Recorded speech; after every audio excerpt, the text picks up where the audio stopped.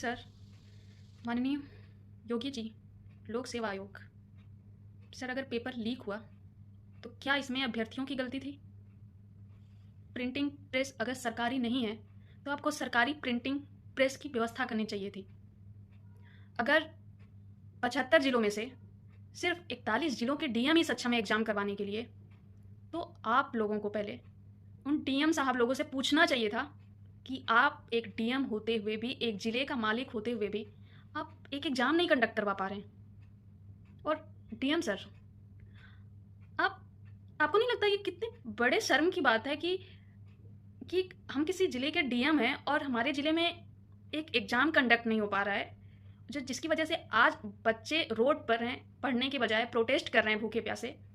ये देखकर आपको थोड़ा भी ऐसे गिल्ट नहीं फील हो रहा है कि मैं इस ज़िले का डीएम हूँ और मेरे मेरे पास इतनी पावर है? शायद जिस पद के लिए हम बच्चे आज तैयारी कर रहे हैं, जो सोच कर कि जब हम उस पद पर होंगे तो हम ऐसी पोजीशन पर होंगे कि हम अपने देश की सेवा कर पाएंगे, कुछ अच्छा कर पाएंगे देश के लिए, एक अच्छा सिस्टम बना पाएंगे। और आप लोग भी तो यहीं से गए होंगे ना, मुखर्जी नगर और ORN, करोल बाग, इलाहाबाद, यहीं से तो आप लोग भी गए होंगे कभी। क्या सच में सिस्टम में जाने के बाद भूल जाती हैं सारी चीज़ें? भूल जाता है सारा संघर्ष?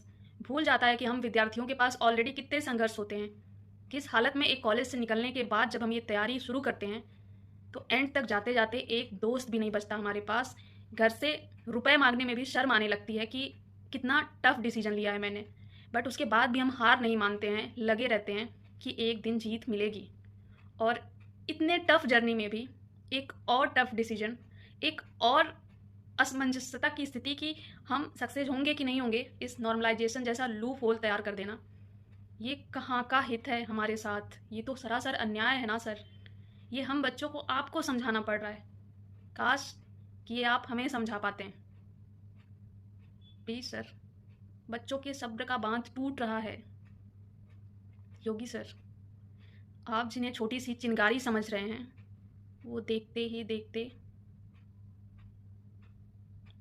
प्रे करूँगी ये चिंगारी आगे ना भड़के, क्योंकि ये छात्र ऐसा नहीं है कि अचानक से टूट गए, अचानक से उन्हें बहुत गुस्सा आ गया। नहीं, हम तैयारी ही बहुत संघर्षों के साथ शुरू करते हैं। पेशेंस, हमारा धैर्य, हम टूटने नहीं देते हैं खुद को हजार मुश्किलों के बाद भी। लेकिन बार बार घाव पर चोट, बार बार चोट अगर दिया जाएगा तो कब तक सहेंगे सर? कभी तो सड़क पर आना ही था ना। प्लीज़ सर, अगर गलती आयोग की है, अगर गलती सिस्टम की है, अगर गलती डीएम की है, अगर गलती व्यवस्था की है, तो उसका आरोप, उसका ब्लेम बच्चों के ऊपर मत थोपिए। उस गलती की सज़ा बच्चों को मत दीजिए।